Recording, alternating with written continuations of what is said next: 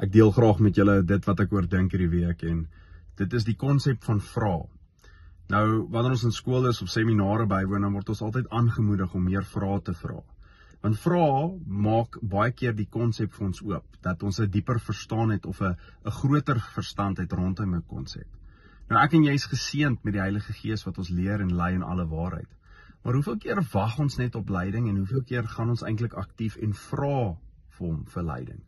Vra vir hom om vir ons iets te verduidelik wat ons nie verstaan nie, of 'n konsep wat ons nie verstaan nie, of 'n gedeelte in die woord wat ons nie verstaan nie. Mag ons die vrymoedigheid hê om te begin meer vra. Mag ons nie bang wees vir vra nie. Ek dink ons het soms groot geword in 'n manier wat sê, moenie vra nie, doen net. Maar die Here moedig ons aan. En so sien ons dit duidelik in Jesus se benadering. Elke keer wat hy gekonfronteer was, dan het hy vrae gevra. En soveel keer het dit 'n dieper kennis of ooptyd gebring oor die persone wat na hom toe kom se hart. Mag ons meer vra.